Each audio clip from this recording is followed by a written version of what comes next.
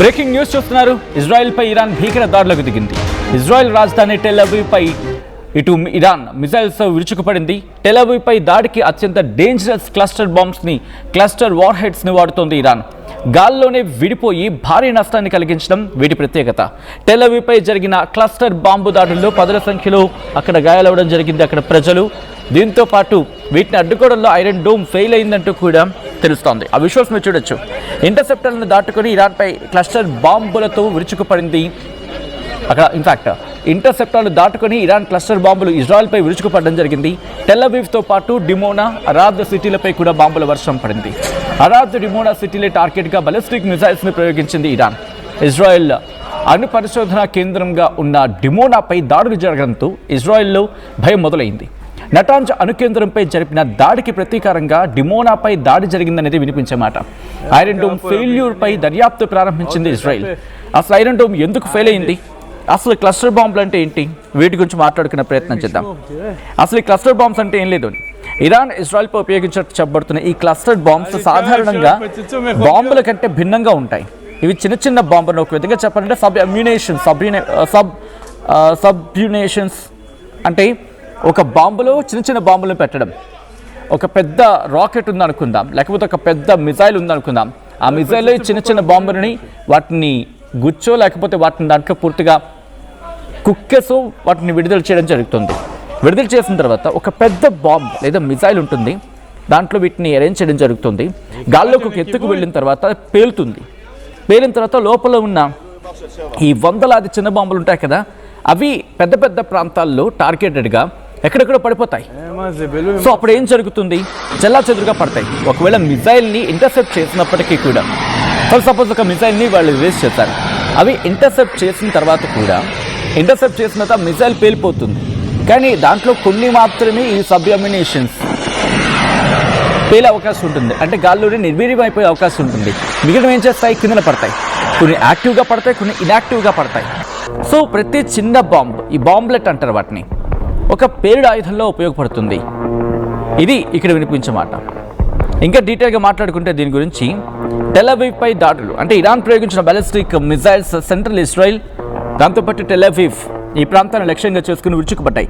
Cluster బాంబులను వినియోగించింది. Tel Aviv దాడులు Iran అత్యంత ప్రమాదకరమైన క్లస్టర్ మ్యునేషన్స్ అంటే క్లస్టర్ వార్ హెడ్స్ను ఉపయోగించింది.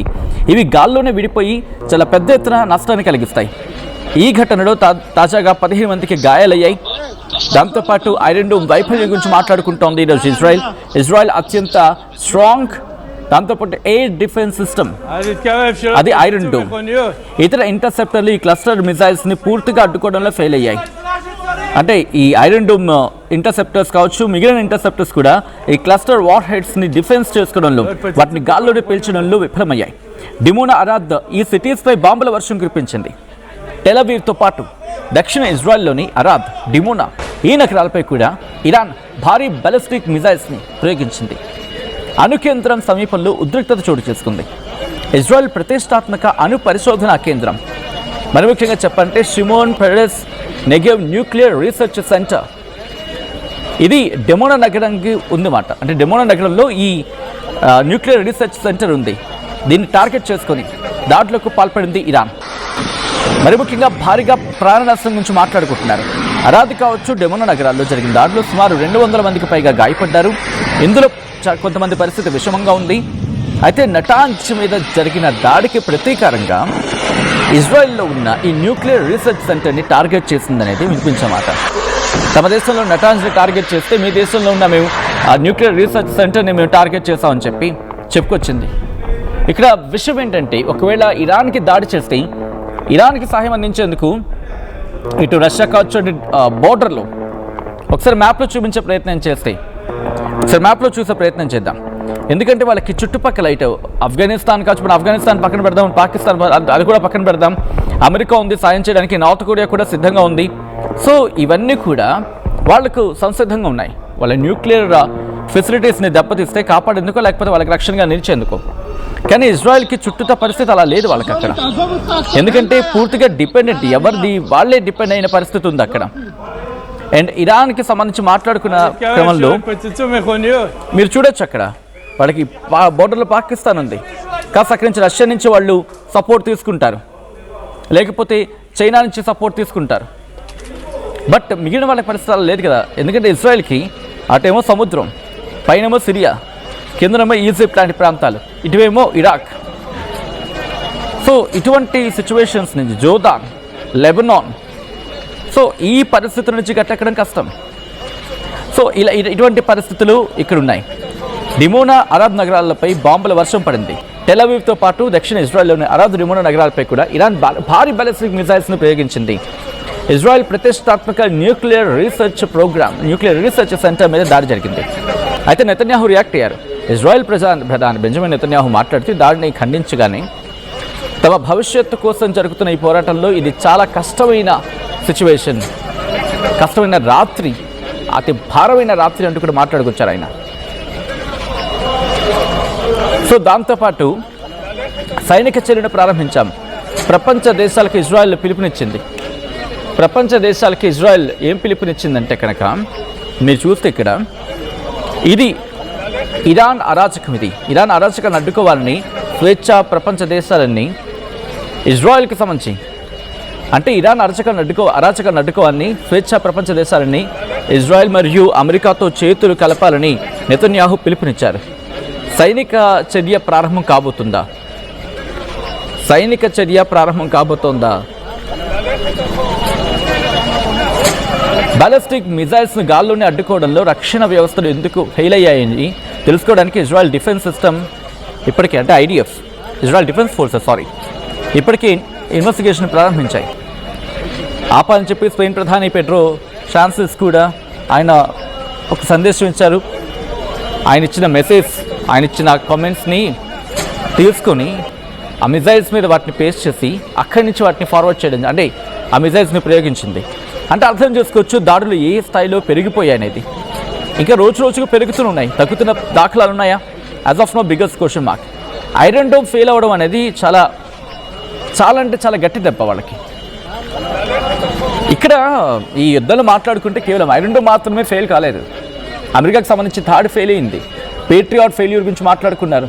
అడ్వాన్స్డ్ ఎక్విప్మెంట్ కానీ అడ్వాన్స్డ్ అమ్యునేషన్స్గా మాట్లాడుకున్నవి ఇవి ఫెయిల్ అయ్యాయి. క్లస్టర్ బాంబ్స్ ఉపయోగిస్తోంది, స్వామ్ ఆఫ్ డ్రోన్స్ని ప్రయోగించడం జరుగుతోంది. అంటే చిన్న అమ్యునేషన్స్తో ఢీకొట్టే ప్రయత్నం జరుగుతోంది. చిన్న మిసైల్ని తీసుకోవడం, కొట్టడం, వాటి పెద్ద ఇంటర్సెప్టర్ ఫెయిల్ అవ్వడం. అలాగే థర్డ్ ఫెయిల్యూర్ అయింది కదా, ఇది నేనంటున్నమాట కాదు, ప్రపంచం అంటున్నమాట. ఇంకా 20,000 కోట్ల ఒకటి కూడా.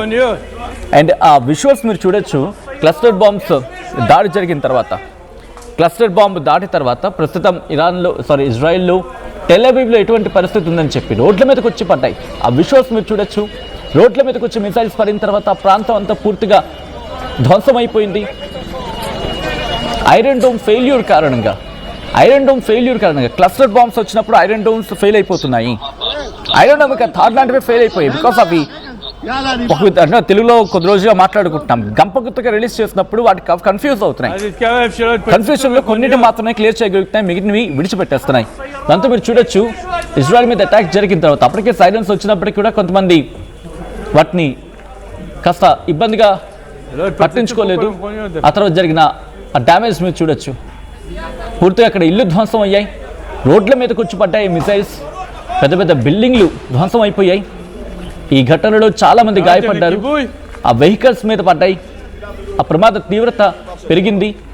ప్రస్తుతం ఆ పరిస్థితిని అక్కడ అంచనా వేయడం జరుగుతోంది. ఒకవేళ ఇదే కంటిన్యూ అయితే కనుక ఇజ్రాయెల్ ప్రమాదకర పరిస్థితిని ఎదుర్కోవాల్సి ఉంటుంది. ఎందుకంటే ఐరన్ డోమ్ ఫెయిల్ అవ్వడం అనేది 90 to 95% దాని యాక్యురసీ గురించి మాట్లాడుకుంటారు. అంటే 100 మిసైల్స్ పంపించింది అనుకోండి శత్రుదేశం, కనీసం 90 నుంచి 90 మిసైల్స్ని గాల్లోని పూర్తిగా ధ్వంసం చేసేస్తుంది. మిగిలిన 5% లేకపోతే మిగిలిన 5 కూడా అప్పుడు ఇజ్రాయెల్లో వచ్చే అవకాశం, ఇజ్రాయెల్ దాడి చేసే అవకాశం, అది కూడా వాళ్ళు ఆల్రెడీ అలర్ట్ ఇచ్చేస్తారు కాబట్టి ప్రాణ నష్టం అనేది ఉండదు. కానీ ఈరోజు జరిగింది, ఇటు ప్రజలు గాయాల పాలయ్యారు. దాదాపుగా 200 మందికి పైగా గాయాలైనట్టుగా తెలుస్తోంది. దాంట్లో కొంతమంది పరిస్థితి విషమంగా ఉంది అనేది. అంటే ఇజ్రాయెల్కి ఒక వార్నింగ్ ఇచ్చే ప్రయత్నం చేసింది ఇరాన్. అసలు ఎందుకు ఈరోజు జరిగింది? వాళ్ళ న్యూక్లియర్ రీసెర్చ్ సెంటర్ని టార్గెట్ చేసింది ఈరోజు ఇరాన్. ఎందుకు టార్గెట్ చేసింది? ఇజ్రాయెల్ ఇరాన్కి సంబంధించి నటాన్స్ అని చెప్పి వాళ్ళ న్యూక్లియర్ ఫెసిలిటీని టార్గెట్ చేసినప్పుడు మేము కూడా దాడి చేయగలం, మాకు కూడా దాడి చేయగల సత్తా ఉందని చెప్పి చూపించే ప్రయత్నం చేస్తోంది. అమెరికాతో పక్క శాంతి చర్చల మాటలు వినిపించినప్పటికీ అంటే అమెరికాతో మాకు ఉండకపోవచ్చు, కానీ నేను మాత్రం విడిచిపెట్టం ఇజ్రాయెల్ అంటోంది. అండ్ ఇజ్రాయెల్ కూడా అదే ధీటుగా సమాధానం చెప్పే ప్రయత్నం చేస్తుంది. బెంజమిన్ నెతన్యాహు మాట్లాడుతూ ఇది చాలా కష్టమైన రోజులు, మాకు ఇవి ఆఖరి యుద్ధం, ఇది బహుశా ఇక్కడితో మొత్తం అంతా తెగదెబ్బలు కాబోతున్నాయి, పూర్తిగా ఇరాన్ సర్వనాశనం కాబోతోంది, ఇంక ఇక్కడి నుంచి మనకి ఎదురే ఉండదు, తిరిగే ఉండదు, ఇటువంటి భయభ్రాంతులకు గురాల్సిన అవసరం ఉండదు అని చెప్పి కాస్త ధైర్యంగా ఉండే ప్రయత్నం చేయండి అని చెప్పి అక్కడ ఆ దేశ ప్రజలను ఉద్దేశించి నెతన్యాహు చెప్పుకొచ్చిన మాట. ఈ కథనం మిమ్మల్ని కాస్త కలవరపరచచ్చు, అయితే మిమ్మల్ని కలవరపడే గురి చేయడం ఆర్టీవీ ఉద్దేశం కాదు, కానీ ఇటువంటి కథనాలు చూసినప్పుడు కాస్త కలవరపడే గురి అవకాశం ఉంటుంది కాబట్టి దీనికి సంబంధించి తగిన జాగ్రత్తలు తీసుకోవాలని ఆర్టీవీ సూచించడం జరుగుతోంది. This is our disturbing content, video description is highly advised. ఇదే అంశం మీద ఇజ్రాయెల్ ప్రధాని బెంజమిన్ నెతన్యాహు రియాక్ట్ అయ్యారు. ఆయన ఏమంటున్నారో చూద్దాం. מוקדם יותר היום שוחחתי עם ידידנו הנשיא טראמפ.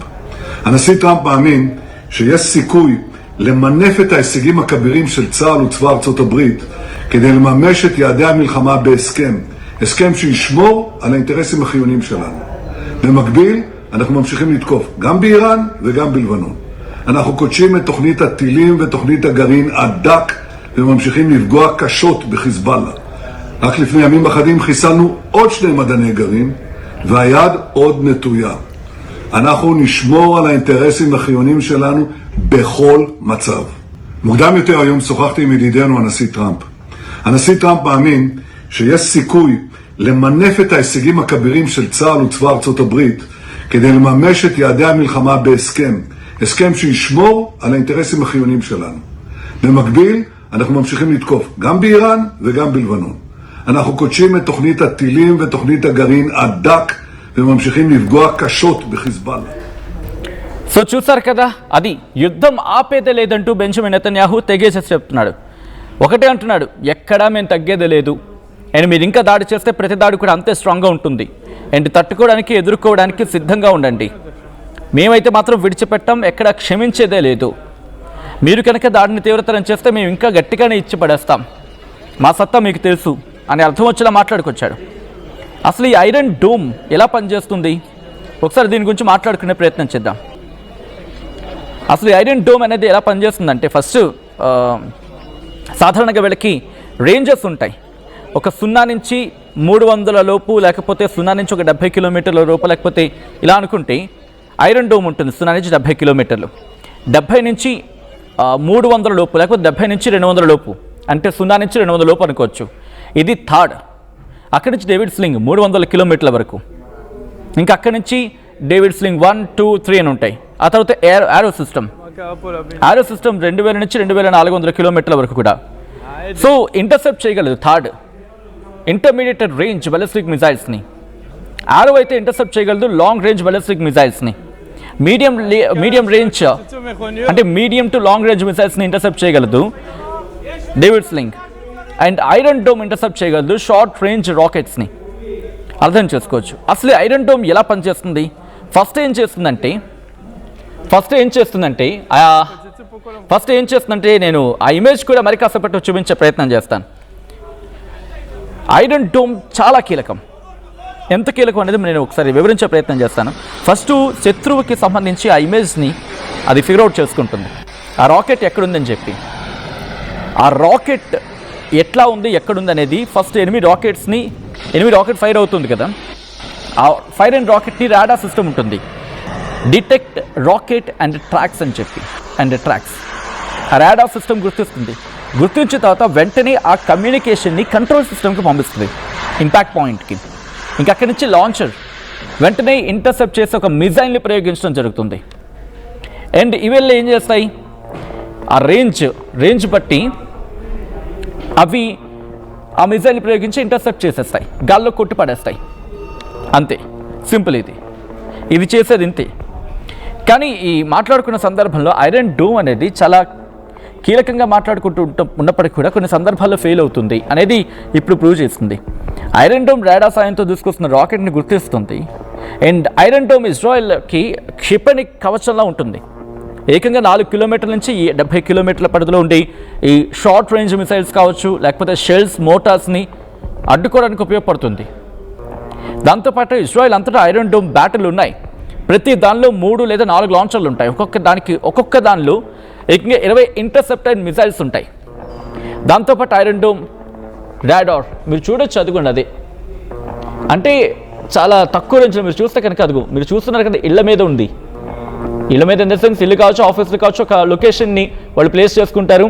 ఎక్కడ దాడులు జరిగే అవకాశం ఉందని చెప్పి వాటిని ఆ లొకేషన్ చూసుకొని ఇవన్నీ కూడా కొద్దిసేపటి క్రితం మనం మాట్లాడుకున్నాం కదా, అవి గుర్తిస్తుంది. ఫస్ట్ ఎనిమి రాకెట్ని గుర్తిస్తుంది, ఆ తర్వాత ఆ రాకెట్ గుర్తించింది రాడార్ సిస్టమ్కి పంపిస్తుంది, ఆ రాడార్ సిస్టమ్ కంట్రోల్ సిస్టమ్కి పంపిస్తుంది, ఆ కంట్రోల్ సిస్టమ్ లాంచర్కి పంపిస్తుంది, ఆ లాంచర్ వెంటనే మిసైల్ని ఫైర్ చేస్తుంది. ఇదంతా కూడా ఫ్రాక్షన్ ఆఫ్ సెకండ్స్లో ఈ మనం చిటికేసుకుంటున్నాం కదా, ఇలా ఈ గ్యాప్లో జరిగిపోతుంది. ఇంకా దీనికన్నా వేగంగా ఉంటుంది ఒకసారి.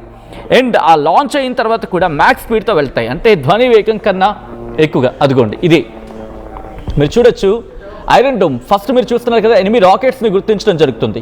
రెండోది రాడార్ సిస్టమ్ డిటెక్ట్ చేస్తుంది రాకెట్ అండ్ ట్రాక్స్ని. ఆ తర్వాత మూడోది కంట్రోల్ సిస్టమ్ ఎస్టిమేట్ చేయడం జరుగుతుంది ఇంపాక్ట్ పాయింట్ని. ఆ ఇన్ఫర్మేషన్ని వెంటనే ఆఖరిలో ఉన్న లాంచర్కి పంపిస్తుంది. ఆ లాంచర్ ఏం చేస్తుంది, వెంటనే ఐరన్ డోమ్ షీల్డ్ మీరు చూడొచ్చు, ఆ ప్రాంతం అంతా కూడా షీల్డ్ అయి ఉంటుంది. సో అలా తిరుగుతూ ఉంటుంది ఆ రాడార్, తిరుగుతూ చాలా ఫాస్ట్గా తిరుగుతుంది, వెంటనే గుర్తిస్తుంది. ఆ గుర్తించడం అంటే టప్, వెంటనే యాంటీ మిసైల్ సిస్టమ్ వెంటనే మిసైల్ని పంపిస్తుంది. ఈ మిసైల్ వెళ్ళి ఆ మిసైల్ని ఢీకుంటుంది, గాల్లోనే అవి నిర్వీర్యం చేసేయడం జరుగుతుంది. ఇది క్లుప్తంగా చెప్తే. అయితే ఐరన్ డోమ్ రాడార్ సాయంతో దూసుకొస్తున్న రాకెట్లు గుర్తించి వాటిలో జనావాస ప్రాంతాలకు చేరుకునే అవకాశం ఏదుందో కూడా క్యాలిక్యులేట్ చేస్తుంది.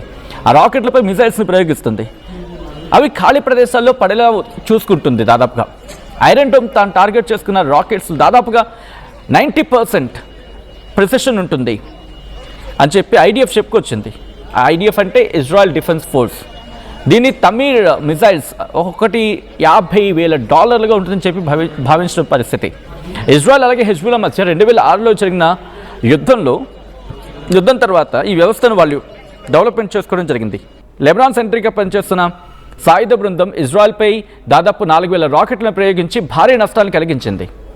దీంతో అప్పుడు వీళ్ళు స్టార్ట్ చేసుకున్నారు. డజన్ల కొద్దీ పౌరులను కోల్పోయింది ఆ రోజు ఇజ్రాయెల్ సంస్థలైన రఫేల్ అడ్వాన్స్డ్ డిఫెన్స్ సిస్టమ్, అలాగే ఇజ్రాయెల్ ఏరోస్పేస్ ఇండస్ట్రీస్, దాంతోపాటు అమెరికా కొంత సపోర్ట్ ఇచ్చింది. వీళ్ళంతా కలిసి ఐరన్ డోమ్ని 2011 వాళ్ళు డెవలప్ చేయడం జరిగింది. గాజా నుంచి ప్రయోగించిన రాకెట్ను అడ్డుకోవడానికి దీనికి ఆ సంవత్సరమే యుద్ధంలో ఫస్ట్ టైం ఉపయోగించాల్సి వచ్చింది. అంటే 2023 అక్టోబర్ నుంచి ఐరన్ డోమ్ మిసైల్ గాజా నుంచి హమాస్ అలాగే ఇతర ఆ సంస్థలు ఉంటాయి కదా, వాటి నుంచి వచ్చే మిసైల్స్ని అడ్డుకోవడానికి ఈ రాకెట్లు ప్రయోగించడం జరిగింది. ఇక డేవిడ్ స్లింగ్, దాని గురించి తర్వాత మాట్లాడుకునే ప్రయత్నం చేద్దాం. ఇలాంటిది అది కూడా. సో డేవిడ్ స్లింగ్ ఉంది, యారో ఉంది, థాడ్ ఉంది. ఇటువంటి యాంటీ మిసైల్ సిస్టమ్ ఉన్నప్పటికీ థాడ్ లాంటిది కూడా ఫెయిల్ అయింది ఈరోజు. ఇది నేనంటున్న మాట కాదు, అంతర్జాతీయ మీడియా కోట్ చేస్తుంది. దీంతో అక్కడ గల్ఫ్కి వాళ్ళకి రక్షణ కల్పించలేకపోయారు. సో ఈ కథను మిమ్మల్ని కాస్త కలవరపరచవచ్చు. అయితే మిమ్మల్ని కలవరపడ గురి చేయడం ఆర్టీవీ ఉద్దేశం కాదు, కానీ ఇటువంటి కథనాలు చూసినప్పుడు కాస్త కలవరపడే అవకాశం ఉంటుంది. కాబట్టి దీనికి సంబంధించి తగిన జాగ్రత్తలు తీసుకోవాలని ఆర్టీవీ సూచించడం జరుగుతోంది. ఒకసారి ఆ దృశ్యాలు చూడండి, ఏ స్థాయిలో దాడులు జరిగాయి అనేది. ఐరన్ డోమ్ ఫెయిల్ అయిపోవడానికి అది మీరు చూస్తున్నారు కదా, ప్రతి ఇళ్ళ మీద మినుగుమిగులు ఆడుతూ కనిపిస్తోంది కదా ఐరన్ డోమ్. అదేం చేస్తుందంటే ఎప్పటికప్పుడు మిసైల్ని గుర్తించే పనిలో ఉంటుంది.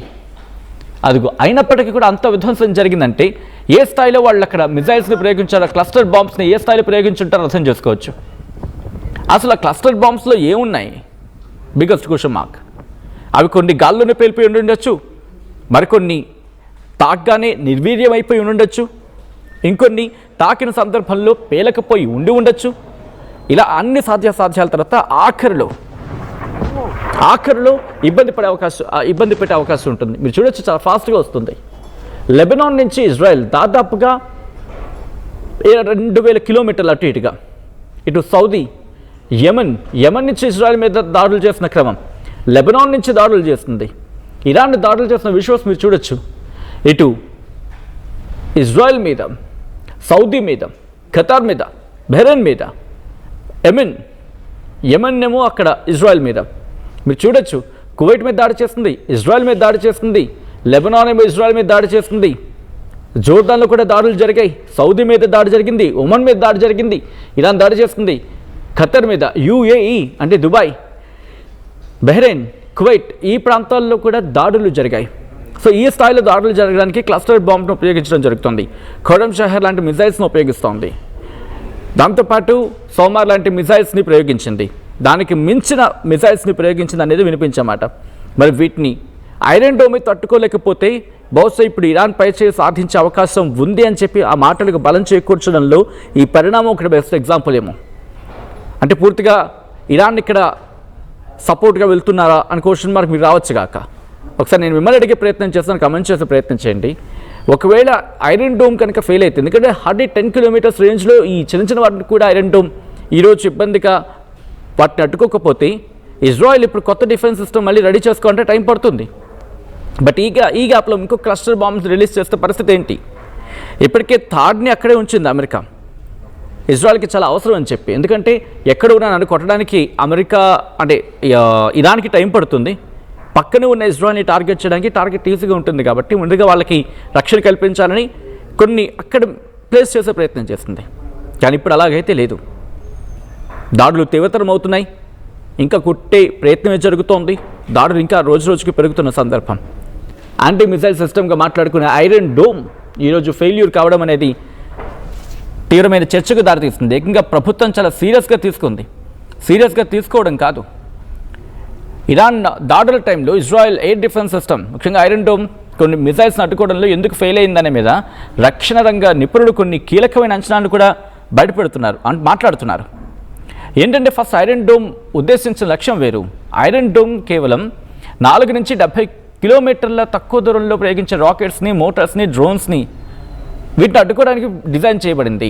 కానీ బెలిస్టిక్ మిసైల్స్ని ఇరాన్ ప్రయోగిస్తోంది. సుదూర లక్ష్యాలను ఛేదించగల భారీ బెలిస్టిక్ మిసైల్స్, వీటిని అడ్డుకోవాల్సిన ఐరన్ డోమ్ కాదు. ఇజ్రాయెల్ దగ్గర ఉన్న యారో కావచ్చు, యారో 2 కావచ్చు, యారో 3 కావచ్చు, లేకపోతే డేవిడ్ స్లింగ్ వ్యవస్థలు. కానీ ఇక్కడ ఐరన్ డోమ్ ఫెయిల్ అయింది అనడం అంటే ఈ దాడి దాని పరిధిలోకి లేదు అనేది వాస్తవం. నేను ముందుగా చెప్పినట్టు వీడొక చిన్న సూపర్ పవర్ అంటాడు ఐరన్ డోమ్ అనేవాడు. సో ఐరన్ డోమ్ అనేది ఇజ్రాయెల్కి ఒక పెద్ద పేరు ఇచ్చేస్తుంది. బట్ ఐరన్ డోమ్ అనేది చాలా చిన్న పిల్లోడు, పెద్ద పని చేస్తాడు అంతే. ఈ పెద్ద పిల్లోళ్ళందరూ కూడా పెద్ద పెద్ద మిసైల్స్ని ఎదుర్కోవాలి. సో అలా ఫెయిల్ అయింది. బట్ ఎప్పుడైతే చిన్న పిల్లోడు పెద్ద పెద్ద వాటిని ట్యాకిల్ చేస్తున్నాడో ఆబ్వియస్లీ పేరు వస్తుంది కదా. సో అలా మాట ఐరన్ డోమ్కి పేరు వచ్చేస్తుంది. అయితే ఇప్పుడు ఇరాన్ ఏం చేస్తుందంటే స్వామ్ టాక్టిక్స్ అంటే క్లస్టర్ బాంబ్స్ ఉపయోగిస్తోంది. ఒక సిస్టమ్ ఒకేసారి ఎన్ని టార్గెట్స్ని ప్రాసెస్ చేయగలదు, ఎన్ని ఇంటర్సెప్ట్ చేయగలదు, అందుబాటులో ఏమున్నాయి అనే దానికి ఒక లిమిటో లేకపోతే ఒక ఏదో ఉంటుంది కదా. ఈ క్రమంలోనే వందల సంఖ్యలో మిజైల్స్ని ప్రయోగించడం, వందల సంఖ్యలో మిజైల్స్ రావడం వల్ల సిస్టమ్ ఓవర్లోడ్ అయ్యి కొన్ని సందర్భాల్లో కన్ఫ్యూజ్ అవుతుంది. దీంతో కొన్నే టార్గెట్ అవుతాయి. ఇరాన్ పంపించిన అడ్వాన్స్డ్ బ్యాలిస్టిక్ మిసైల్స్ గాల్లో వాళ్ళ డైరెక్షన్ని మార్చుకుంటాయి కాబట్టి కన్ఫ్యూజ్ అవుతున్నాయి. దీంతో అసలైన మిసైల్తో పాటు రాడార్లను ఏమార్చడానికి నకిలీ లక్ష్యాలను డెకాయ్స్ అంటూ ఉంటారు, వీటిని కూడా ఇరాన్ ప్రయోగించింది అనేది నిపుణుల అంచనా. దీంతో Israel air defence system confuse అయ్యి అసలైన మిసైల్స్ను వదిలేసి ఉండొచ్చు అని చెప్పి ఇంకొక చర్చ. కొన్నిసార్లు ఏమవుతుందంటే యారో సిస్టమ్ ఇరాన్ మిసైల్స్ను గాల్లో విజయవంతంగా పేల్చేసినప్పటికీ ఆ మిజైల్స్ సకలాలు అత్యంత వేగంగా కిందపడి భవనాలకు లేదా స్థావరాలకు నష్టం కలిగి ఉండొచ్చు అని చెప్పి అంచనాలున్నాయి. చూసేవారికి ఇది మిజైల్ నేరుగా వచ్చి దాడి చేస్తున్నట్టుగా కనిపించవచ్చు కాక. సో క్లుప్తంగా చెప్పాలంటే ఇరాన్ దాడులను ఇజ్రాయెల్ రక్షణ వ్యవస్థలు యారో కావచ్చు, డేవిడ్ స్లింగ్ కావచ్చు, ఐరన్ డోమ్ కావచ్చు ఈ పెద్ద సంఖ్యలోనే అడ్డుకున్నాయి. కానీ మిజైల్స్ వేగం లేకపోతే డెకాయ్ కావచ్చు, భారీ సంఖ్యలో రిలీజ్ చేయడం కావచ్చు, ఇలా అనేక కారణాలు ఈరోజు ఎయిర్ డిఫెన్స్ సిస్టమ్ ఫెయిల్ అయింది అనే మాటకు బలం చేకూర్చలు ఉన్నాయి తప్ప అవి నిజంగా ఫెయిల్యూర్ కాదనేది నిపుణులు చెప్తున్నమాట. మరి ఇజ్రాయెల్ ఏం చేయబోతోంది అనేది ఆసక్తికరంగా మారింది. మీరేమనుకుంటున్నారు? కమెంట్ చేసే ప్రయత్నం చేయండి.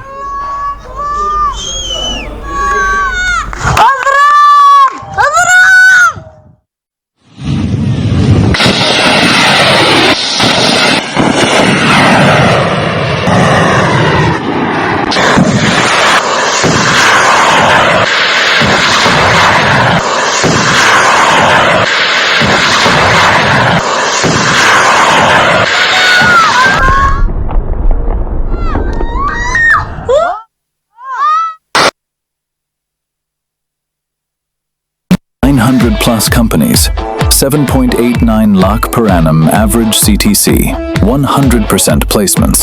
KL deemed to be university.